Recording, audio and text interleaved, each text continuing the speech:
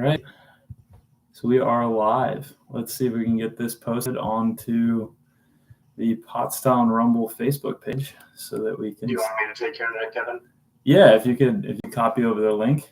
So I guess this is the Eastern Volleyball Network, and we're going to do a Pottstown Preview video for the Pottstown Rumble in 2024. And the floating heads on this screen that I set up is Rob Wingert from the Pottstown announcer, and then we have Chandler North, big grass player in Wisconsin, big Wapaka guy, and he obviously knows the grass scene as well as anybody. So he's going to be flipping in and out on the Zoom call as necessary, I guess. So we're just trying to get this set up, live link on Pottstown's page. And I guess we can break down the 100 or so men's teams and the roughly, I think, 40 women's teams who we think are contenders, who are must-watch volleyball players, and everything in between. So, Rob, what's the format look like for the Pottstown event? I think it's pretty unique amongst the various events in the year, and it's definitely something that makes the tournament special. Yeah, we can sit here and argue only what I know. If it's the toughest grass tournament in the country, I think Chandler would definitely have some thoughts about it. One thing you cannot argue is that it is the longest grass tournament in the country. Saturday features either pools of 5 or pools of 4. If you're in a 14 pool, you are playing 2 sets of side-out scoring to 15. If you are in a pool with 5, you're playing 2 sets of side-out scoring to 11. And then, should you be lucky enough to be one of the 2 top teams on your net, you advance to Sunday, which is roughly 45 to 48 team bracket, depending on the amount of time, with 1 playoff game to 15 points. So you can only see men's open playoff games go as late as 10:30, 11 o'clock at night on a Saturday for some of those play-ins, and then Sunday you're usually traditionally around sunset and a side-out around 7:30, 8 o'clock. So it's a battle of endurance as much as skills. So you can only score on your serve. There's an extra 3 feet on the sides of all the courts for those of us that play beach. And the top 2 teams make it off, and then there's a big bracket, and the winner of that bracket is the winner of the Pottstown Rumble. And so the women's side of the event goes on Friday and Saturday, and then the men's side on Saturday and Sunday, right? Correct, yeah. Friday action you'll see on center court is our women's pro. And then their playoffs concludes usually about Saturday afternoon. And then through Saturday, you see a trade-off of men's and women's prep matches. And then Sunday, you get that crazy, competitive, unbelievably brutal men's pro bracket that has seen a lot of talent. And as we found out in the last few years, a lot of games come through. Gotcha. Kevin, I think Rob's underselling it too. You look at the forecast, I think you got 94-degree heat coming all weekend, and besides going late on day 1 and the sleep or the lack of sleep that some athletes might get from the adrenaline and cool down to flip to the next day, being the side-out old school scoring, if you go long in a certain bracket play match, often you're pushed right onto the next court for your next one. So endurance is definitely a key to the success of those Pottstown champions. Yeah, that's a really good point, because it ends up being just as much a test of like how many times can you rip your hardest jump serve over an entire day in the heat and on a hard surface, as much as like how good are you inside of every individual point or every individual game. Because it just takes one game, single elimination bracket, so it just takes one bad game or a bad start to just get completely knocked out of the tournament. I think there was a great example of that a few years ago. Angel Dace and Mike Nicolau came into Sunday morning as a top 3 seed in the tournament, had a really great Saturday, and then just got completely bamboozled by Jake Nolasek and his partner. And I want to say it was one of the biggest seeding upsets in history. So those are two guys who absolutely pump away a ton. Maybe just don't have some of that, grass-fed endurance that you see from a lot of guys who make such deep runs in the each year. Yeah. So that being said, we've got roughly 100 teams on the men's side. We've got 40 or 50 teams on the women's side, and I guess, by the way, we should toss out there if there's any young women out there that are willing and able to do an analytical breakdown of the women's side in future years. We're always open and would love to have somebody take that over. But we'll do, I guess, the best that we can for their side of the things. And then, do you think we should start with women and then move to men, or roll all the way through the men's side and cover the women? Any thoughts on that, boys? I would say let's hit the women's side first. We can highlight some of our top contenders, and I think each one of us has a little bit of expertise from that area, and then we can move that way into the men's side of things. All right, sounds good. Rob, you go. First team comes to your mind. Contention. First team that comes to mind, we're going to jump down to the bottom of the list that I'm looking at here. Chloe McKenzie Clisby's. The Clisby's are synonymous with the Pottstown Rumble. 4 sisters who have been annual contenders for the last 10 years or so. Mackenzie has been training full-time in some different AVP circles, working through beach stuff out in California. Sister played 4 years at Toledo and took her grad co-leader to play at Georgia State. She's now coaching full-time, so being able to have that balance of see from both sides of things. I would say they were in the finals last year, or at least Final Four, and they're around that space. Tall, long, athletic. Mackenzie, same thing. She's got a cannon of an arm. And one thing that really sets them apart, 2 great communicators on the floor. We would joke that, you always know when Mackenzie's playing on center court, she's doing what and they do a great job. And they're always ready for the too. So Appreciate that. I think with Aurora out this year, that we've got a fresh champ coming out on the women's side, and those 2 are some serious contenders. Appreciate it. Yeah, Rob, when's the last time a Clisby sister didn't finish in the top 10? Look back at the records, you got to scroll quite a ways. You're going to be tired with your fingers if you're scrolling that far. They have been, as long as I've been around the last 10 or 11 years, they're always in contention. Chandler, you got anybody that you want to highlight on yours? Yeah, I can do 2. So first, Jessica Crum, Kelly Vieira, they've run the grass scene so successfully and for quite a while here. Obviously, contenders in their own right. And then the second team I'd want to highlight, mainly as they came to Milwaukee, actually, for a Fresh Coast Champions Cup, a really cool setup where we're getting more and more athletes outside of the Midwest to come to Wisconsin and see our triple scene. But Denise and Adriana, Big Red, bring a great balance between doubles experience as well as grass experience. And I think that sets them up for success, just playing sand, playing triples, playing doubles, playing on the grass. And they have that extra chemistry, but also the experience on the grass and in doubles that I think sets them up as a potential contender. Okay. At the end of the day, volleyball is volleyball, right? So if you're good at the sport, you can figure it out on any surface.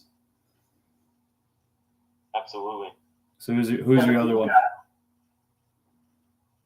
What'd you say? I think Chandler hit both his teams there. Who are you looking at from this women's side? I think so. My obvious choice is I'm going to be Florida biased at the moment and throw out Sarah Putt and Sarah Wood. It's a lefty from Jupiter, Florida originally, and has moved all around Florida that can absolutely thump a ball. And Putt's had 2 really big finishes. One in Virginia Beach, took a second with my best friend Mel Melville, and then in Panama City won the event with Tiffany Creamer. So she's been playing with different partners, had some great finishes. And then, obviously you could speak volumes, but probably arguably the best U16 player in the world, Sarah Wood, has been taking names and taking down big titles herself all year long on the junior scene and on the women's open scene. So that team's been an absolute monster that player, but this team could be an absolute monster of a team coming into the event. I expect some big things and big serves out of those two. So, and then the other team I think that looks really strong out of Florida is going to be the previous Pottstown winner, Lydia Smith, and she's playing with Tice Truman. I've heard Tice can really ball. She's the daughter of, I think, a really big coach down here, LT Truman. And so you kind of have this classic, like, big little team, one, a really tall, really powerful blocker and a pretty speedy and ball control defender. So those are the two kind of highlights from my end of things that I expect to go really deep. And then a dark horse, I would say, is like Jade Race. She's really springy and has had some ups and downs here and there, but I'm not sure who her partner is, but she normally is playing with somebody pretty good, and especially on a grass surface, she could be dangerous if she gets hot. Yeah, I got one more for you too, Kevin. So Bree Barker and Jaden Blanchfield. I mean, just looking at results from Jaden, I think growing and continuing to improve from 5th place 2 years ago to 3rd place, and I think they're a strong duo. So between the fire and energy that Jaden brings, as well as just past success and improving success, definitely a fun watch and a team to look out for as well. Yeah, Jaden is must-watch volleyball when it comes to the Pottstown Rumble. She shot this when she showed out 2 years ago. The pride of Idaho, out in person, and I think it's really impressive with her. You see a lot of people play with steady partners as their results improve. Jaden keeps showing up to Pennsylvania with someone new, so I'll be really excited to see her and Bree bring to the table. A couple more from Pennsylvania side of things who are really familiar with the grass side and obviously the side of the Rumble. Another set of names that is absolutely synonymous with Pottstown Rumble success. Jessica Crum and Kelly Diera, constantly semifinal, final appearances, have been around forever. I remember playing with Crummy when I was 18 years old at Maryland Junior Sports Complex, and she was diving up jump serves from every guy in the gym. And if you are a youthful player who's looking how to see and play the game the right way, despite what your physical size might say, Crummy has every shot on the book. Some of the best ball control I've seen, and her Kelly is an absolute animal and also just one of the most positive and fun people to watch compete. In addition to that PA scene, you've got the Wolf twins, Haley Nevada, really popped on the scene a few years ago. They're college beach players from Tampa, just took down the Cleveland Rumble, which is Pennsylvania's biggest tournament in terms of preparing for. They've had, I think, a few quarterfinals, maybe even the semifinals in the past, so they're certainly ready with a couple years of experience and obviously tournament experience under their belt to really try and make that final push to potential championship appearance this year. I guess I'll round it out with I'm always going to shout out. There's a pretty good team out of North Carolina, Meredith Edlin and Kendall Yount. They're must-watch volleyball. Kendall's a little scrappy defender that's always doing weird stuff for points, and she's really good at as she calls it, getting hit with the ball. So they're a team I'm looking forward to catching up with. Major skill to have. Yeah, right. If you can consistently get hit with the ball enough times, eventually you'll win the game. Is there anybody else on the women's side for you, Chandler, you want to highlight, or shall we move on? I'll give a shout out. Sorry to jump in, but Kristen Dionair and Jocelyn Millen, also known as the Deckham sisters, from back in the day, champs in 07 and 08. They actually won women's pro from top to bottom. So super fun to see them compete, see them dial back the clock a little bit. If you want to see some people who have that old school success, but are still not with the young guns, make sure you check out their court too. Sounds good. Should we move on to the beast of a men's list? If we don't start now, we'll never get it finished. That's true.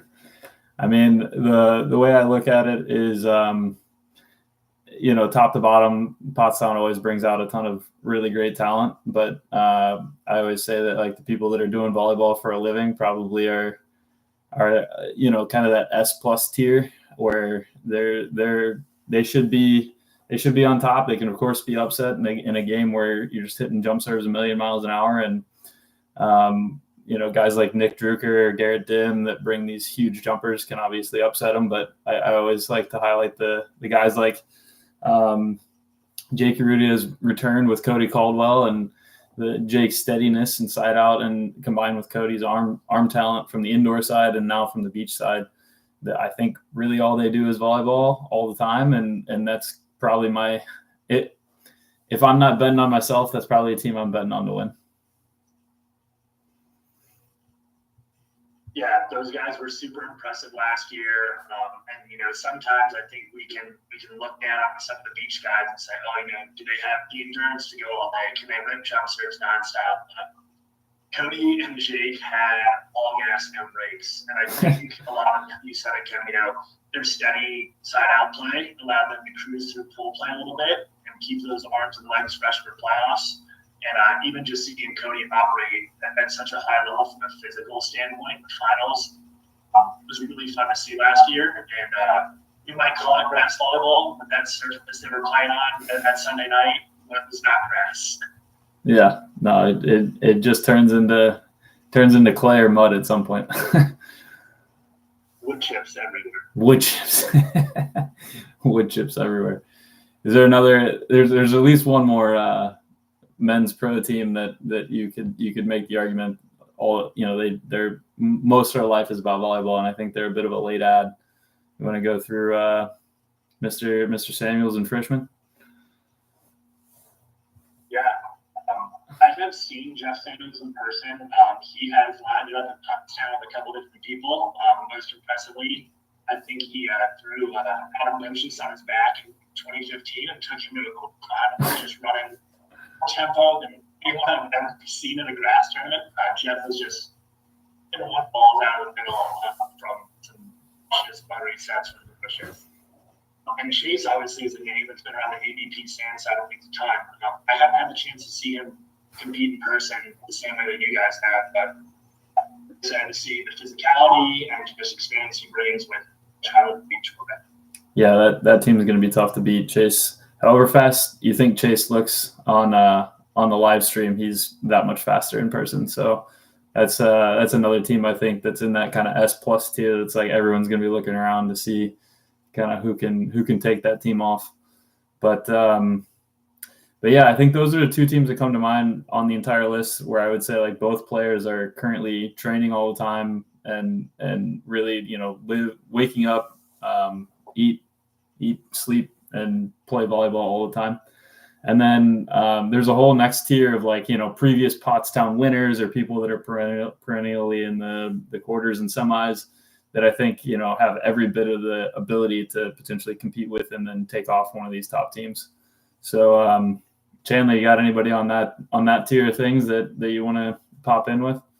Yeah, it's hard to break into tiers because there's so many good teams. You look at this list and you scroll through and you try to break them out, and you can't really. My eyes in terms of next up on the list, I'm excited to see the Andrew Dentler, Caleb Queckel matchup. I know Caleb has moved down south to where he can play year round, and Dentler's past success at not just this tournament, but volleyball tournaments around the world, they're going to be real exciting to watch, and obviously in the contender and contender plus category. Yeah. So from the East Coast guys, I mean, you have Cap and Miller, obviously consistent, the chemistry, the serving, just unmatched from the serve. And then Logan Huntsberger and Travis Moyer, I mean, past success, chemistry, they kind of match in terms of the style, which has made their matchups against Nate and Ian so much fun to watch. Regardless of what tournament it is, it seems like they faced each other 100 times.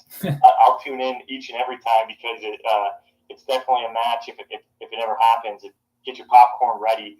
They know each other's games so well. They play similarly fun, positive, and it's just so fun to watch. And their talent between all four of them are top notch. I mean, once you mention Caleb Queckel, you got to immediately move to Dylan Zaka again, because I mean he's again traditionally considered a beach guy, but definitely plays.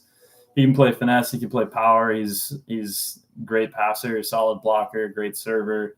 Kind of has it all, and he's playing with a great grass stud in Max Martin, who you obviously know and played against over the years.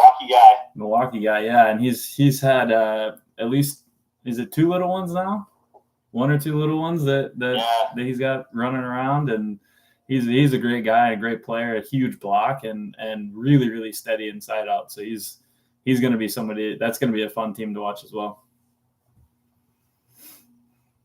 Yeah, honestly, for those Pennsylvania guys, I've gotten to know them really, really well the past few years. Chandler, you were mentioning the energy and vibes that Luke and Travis both play with are unmatched. Actually attracting them a huge so if you nutshell beats is kind of everything they do. So if you're looking for a quick protein snack, I'm looking for Travis, because they're always going to have beef sticks or bacon or something. So make sure you get yourself a heap and help those. And Cap and Miller, yeah, those guys. I want to say their semifinal guys came back in 2018, and they've kind of had a little bit of ball. They haven't been able to break through that final. Certainly not for lack of talent. Sometimes the package just doesn't break your way. Sometimes Nate just can't find his way to center court to start his match on time. So, a couple of those obstacles just make it really difficult. Those guys are right on that cusp of doing both full time. Nate has made his way down to Florida, and he's training time. Ian, coaching beach at Stevens for the men, now taking a big responsibility. I mean, it's helping to see that on the side of the game and that you get those training reps. So maybe having a little bit of that mental side will help that breakthrough. They should certainly be contenders. Two more Pennsylvania guys that we haven't had a chance to mention yet, but semifinalists last year and have a little bit of that great experience. Matt Miles and Chris Matt, traditionally an Indian guy, played at Geniata, set the team for going to spend some time overseas. Ian study partner of BT at home. And then Chris, who's got a ton of experience on beach, on the NBA. That's why Chris was Hasn't still. It has got plenty of success on the grass. Also, those guys made a great run to the semifinals last year. They're always ready to play on the biggest stage. And conversely, those guys, not traditionally huge jump servers, and while they're really good athletes, just a lot of really solid transition play where they're picking up some points, where some of your top grass guys are trying to win a lot with their physicality. That's Matt Elias and Chris Vaughn you're talking about? Yeah.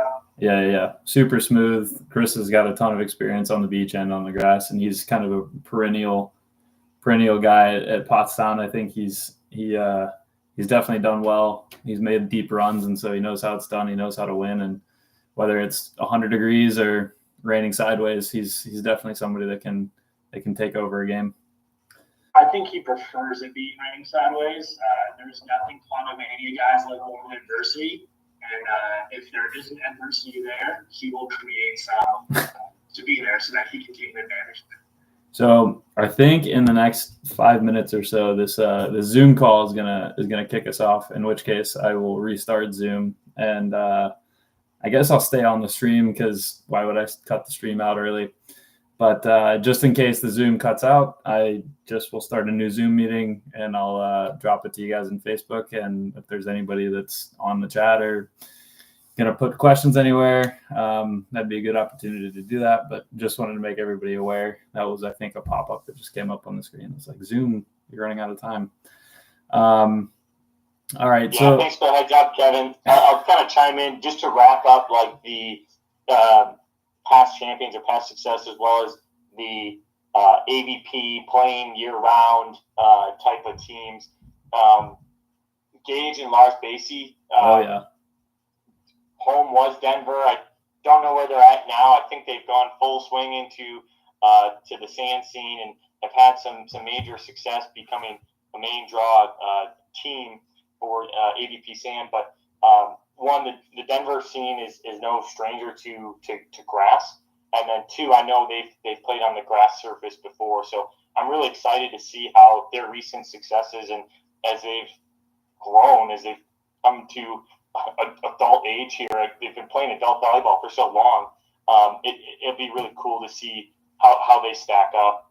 And then the other team, I think Alex Mortimer, Tom Hurst, it's an interesting partnership, but definitely. I see Alex on his social media all the time playing year-round, high-level tournaments, big physical player. So you never know when you have that level of physicality if their serves are clicking where they can get to. So excited to see them as well. And then the last one that I think fits into that lane that we talked about so far, how about Andre Beloff and Eric Lucas? Yeah. I mean, how long have they been consistent, good killers on the scene of large court grass doubles?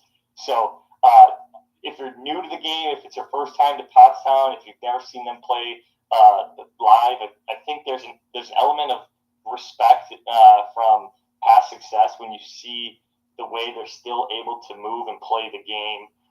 And you got to say they're still contenders, right? 2009 AVP Server of the Year, still got it in 2024 on big court grass. Andre Bell. I would also put some money that I think Bella is probably the only person who's playing in his traditional opticals. He's not wearing prescription sunglasses. He's just out there rocking his regular glasses in the most classic, unassuming dad look. And he will sauce up 95% of the people in court over the eyes. From a service line, I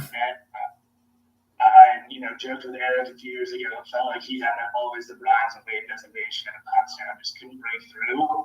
And then he was 2022 and finally got through with that big win, got that monkey off his back, and I'm sure he's very excited to look for his second title. Not even sure what better title Bella got at this point if he were to take it out of the 2024. Yeah, the 95 degrees may hurt them a little bit, but it's always good to see the local guys like that coming out from the Northeast, and I'm sure going to surprise somebody. So, all right. So I guess this is a little bit of a natural break. Let me just go ahead and close down the Zoom link early, and then I'll restart that and then just get you guys both back on board, and we can finish out with kind of our favorite open level teams, guys that have like day jobs that just are really obsessed with the sport and can be pretty good. Sounds good. All right. See you guys in a second.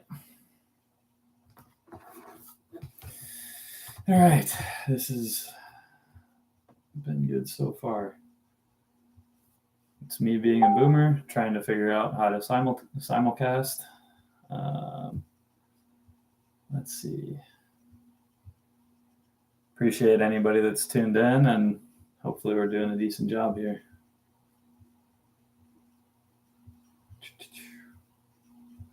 All right, new Zoom is going.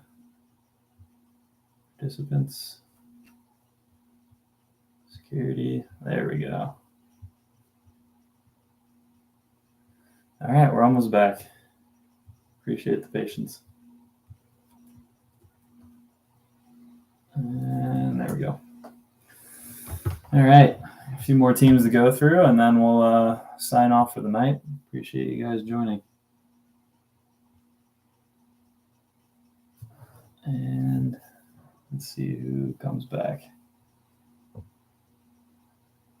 All right, Rob's back. There's our guy. All right, you're back. You're back. Great. All right, you got a local team that you want to highlight off the bat? Yeah, the first one that I'll start with, a little bit of local, a little bit of out of the region. Jacob Laboyer and Jacob Laga, all student athletes at Wentworth Institute of Technology, one of the top schools in Division III, coached by Evan Giglio. Jacob was the 2024 Division III Men's Level National Player of the Year. And if you're not familiar with Jacob, he is a 6'10" outside. Oh.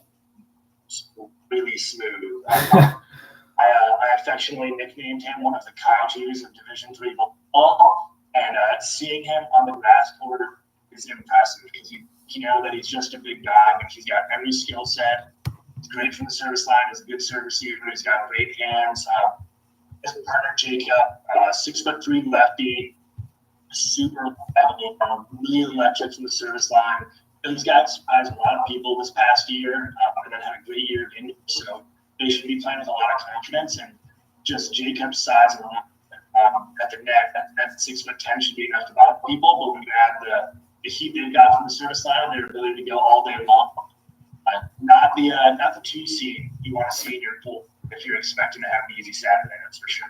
Yeah, as a reminder, I think it's top 2 seeds come out, so it's all dependent on who those 2 and 3 seeds are. If you're one of those 1 seeds looking to have an easy road, those guys can be a true nightmare, and then it messes up, or some might say improves the bracket for everybody else when you got top seeds that are down at the 16 or 17 or 18 and knocking out the 1 or 2 early on.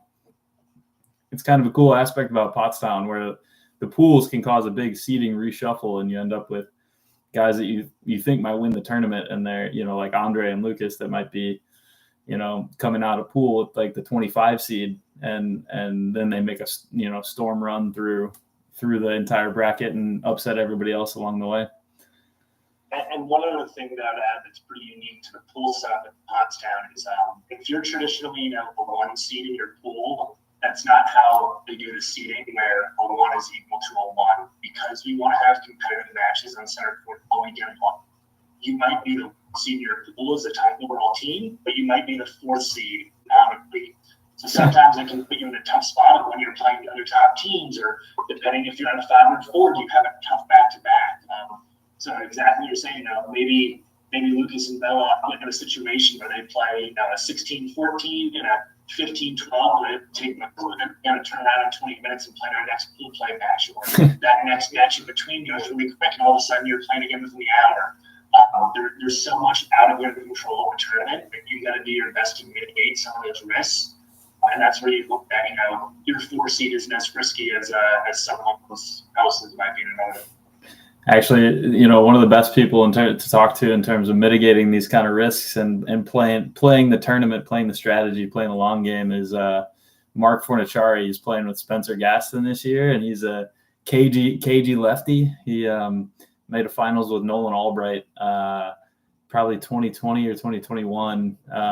I was super excited to see North Carolina guys in the finals of Pottstown Rumble, and especially for Mark, such a big tournament for him. And I'm glad to see him coming back out with Spencer, who obviously hits the ball 1,000,000 miles an hour and can definitely pop off at a tournament like this. But Mark is one of those guys who always has the right answer for how to, give minimal effort for maximal effectiveness. He's told me at Pottstown, you don't play defense, you play the balls that they hit at you, and then let everything else go and make sure that you side out and hit serves hard. And it seemed to work for him. So that's definitely a team that I'm looking forward to watching a bit. That sounds like Go ahead, Chandler. Yeah, I was gonna say, you mentioned Spence with the pop off factor. I was kind of scanning the list too, and I call them your hot hand guys. Guys that can just get hot from the service line or from defense or whatever it is. And Logan Fugelsted, I think just from playmaking, from the serve, like if he's on his A game or popping off, there might not be nothing you can do being across the net. And then Christian Hoover, Kyle Zelasco, James Moyer is one that it doesn't even have to be the serve for James. He can almost just get in the, have you figured out on defense. And when he digs you, he's going to put it down and make you hear it. So, his pop-off factor is different in that it could be from, I have my read on you, you're screwed. So those guys, I think, at any moment could pop off from service line, from defense, and carry the team, not just one round past what they're supposed to go, but make those runs that you're not supposed to make. I think a guy similar along that same line is Nick Drucker from the Virginia region. He's had some absolute monster serving runs, both at Pottstown and on the beach as well. I don't know if he's made it up to Wapaka, but he would be a great triple setter if anyone could convince him to go up there. But he's another one that comes to mind with just absolute pop-off potential when it comes to serving big on a grass court. Anyone for you, Rob, on that list of like kind of eyebrow raising, like could really pop off and take off the top seed? Two more GT guys now, Trent Cavanis and Andrew Kim. I'll go with Trent's last name, Trevor. Trent, a great player on his own. Big triples guy. They need a run to the final. It's the first year we had triples. I randomly have system guys, but pulled a huge upset with Cav, Miller, and Hunsberger on their way there. Trent's got a wicked lefty serve, knows how to use it, a really confident hand setter. And his partner is someone I'm super interested in. Andrew Kim, 5-time All-American at the D3 level, 2023 National Player of the Year. I have never seen him play any outdoor ball, but I've seen him play indoor more often than I care to admit based on my team's records against him. And he can execute every skill set. 6'3", great passer, awesome center, electric from the service line. Probably jump in mid to high 40s, so a really high flyer. And I'm really excited to see what he can do on grass and how he'll move and execute some stuff. And those guys will not stop jump serve wise all day long. And it's going to be a tough ask for anybody in service. Actually, speaking of that, Caleb Jennis coming back over from the indoor side to make an appearance at Pottstown. You love to see it. He's like all of 6'6", 6'7" indoor outside hitter. Absolutely tore it up at Ball State, and I think he's probably been playing professional somewhere. He's playing with his like high school beach partner, I think, Christian Fung. I actually played these guys back in like 2018 or 19. A really, really solid defender. And so I'm quite curious how dominant Caleb is going to be from a serving, blocking, passing perspective. He actually reminds me. He reminds me of a little bit of Tyler in a way. Chandler. He's like 6'7" long and with an absolute whip of an arm that just goes over the top deep into a corner pretty much every single time, scoring almost at will. But yeah, so they're a young team that I'm really looking forward to seeing how they handle the heat, how they handle kind of the outdoor system. Because I'm not sure how much Christian's been playing, but that's a team that I'll definitely keep an eye on for the tournament.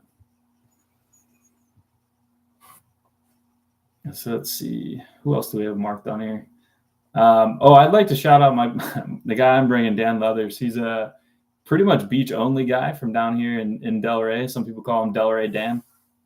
He essentially found the game at Florida State, and then within about 3 or 4 years of playing, he was winning men's open tournaments down here. So he's sort of nonchalant, but he's definitely a natural when it comes to playing volleyball. And he has a serve that he controls incredibly well, and he also passes and sets with the best of them. So that's the guy that I'm bringing, and we're looking to have some fun.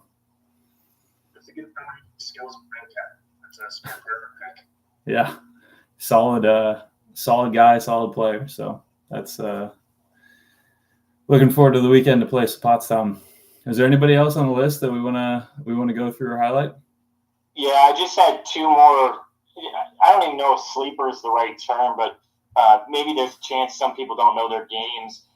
So there's one team from the Midwest, from Minnesota, coming, Mike Sorrow and Clint Smith. Last year, I might have this wrong, but I think it was their first time together at Pottstown, and they had a really good first day, and I think a win or two on day two before a tough matchup. But they're so unassuming and have such high-level ball control.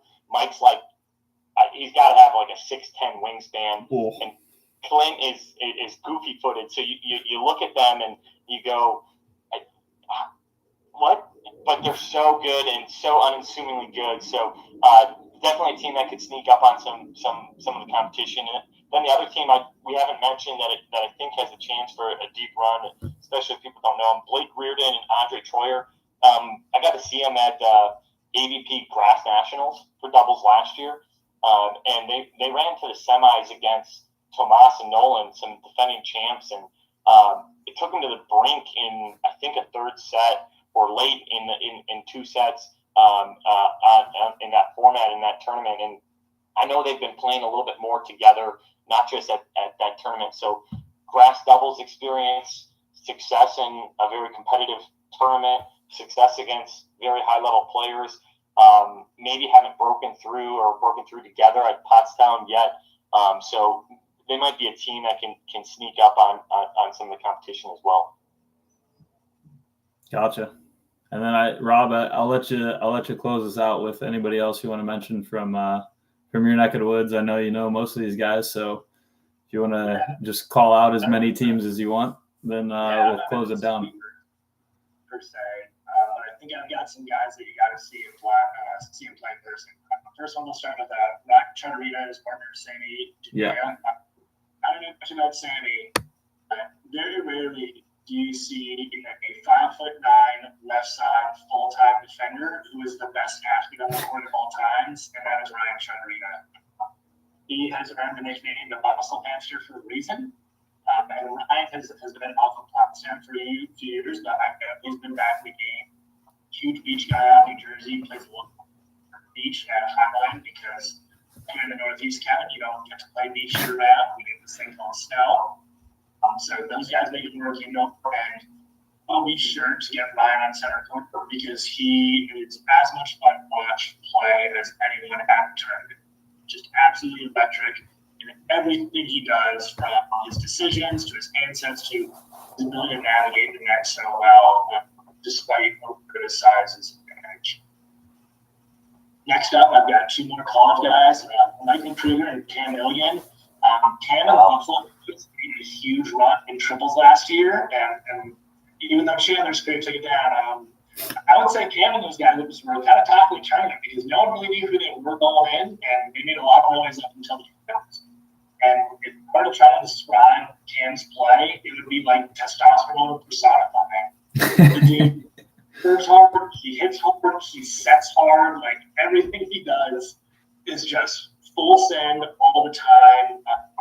And the only thing I kept saying last year is like he looks like an action figure that came to life, like his ass at him. So if you want to see physicality on display, make sure you make it to Cam's court. And I believe all three of those guys, and maybe a fourth one even from that Damon crew, bring it back for triples this year. Yeah, awesome. That's going to be great to see. Yeah, and I think you're giving Zalaska a little shout out. Best 69-inch player in the park, no doubt about it. So those guys are always fun. Adam Brocious and Christian Cardenas. Adam invented the Pottstown Rumble. The last time I checked, invented volleyball, and this year I think he might have invented sunshine as well. But Adam's still lining up in men's prep. Adam Kroger, I think he's pushing 53 or 54 at this time. Just absolutely incredible to watch him compete in this level still because he's certainly not a pushover in full play. Kevin, I don't know if you know Christian, but I know Adam doesn't play with that. Yeah, I do. I'm kicking myself for not mentioning them, but I've actually trained with both of them in the mornings every once in a while. Christian has a beach court in his backyard. It's one of the deepest courts in Florida. He lives in Boca, not far from where Brocious lives. And actually, so the two, I've been on the court with two of them at the same time. They're awesome guys, and Christian is sort of a nonstop defender that just keeps getting the ball up. And he jumps really well, so I think actually Pottstown will play pretty well for him. So I think that'll be an annoying team that doesn't go away in pool play. I hope he can block a little bit because I don't think Adam's getting up there too. With his vertical, he might be able to do the job in grass. But yeah, I love seeing him in men's open. That's awesome for Adam. Last two teams I'll go to Benji Alexander and Aiden DeLorda. Benji had a huge TikTok following. You might know him as the PJ kid.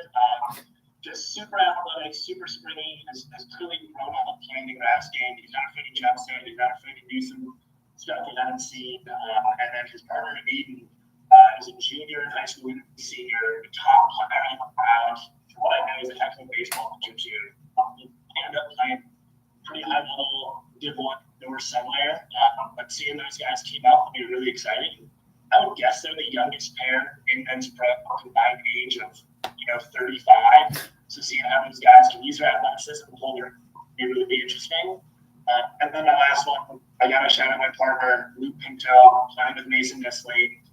Mason, a former, Div 3 National Player of the Year, really great guy. And then Luke, just an absolute bundle of energy, plays all weekend long, calls matches me when he's off. And even if Luke isn't playing great, he is worth watching play for the quality of his outfits alone, or what he's done with his facial hair for the year. So Luke Pinto, electric bottle as always. Make sure you catch that in person too. Well, we're at about 45 minutes. We've gone through, I think, as many of the teams as we can. If we didn't shout you out, apologies. And I think our goal is going to be every year try to get a little more technologically advanced, and maybe put up a few more posts that we're going to be doing something like this. But this has been a lot of fun, guys. And Chandler, let's do the same thing, and maybe bring Rob in for when we get Wapaka's preview going. Deal. All right. Well, I appreciate you both for joining me, and Rob, I'll be seeing you at the Pottstown Rumble. All right. See you guys. All right, guys. All right. Peace.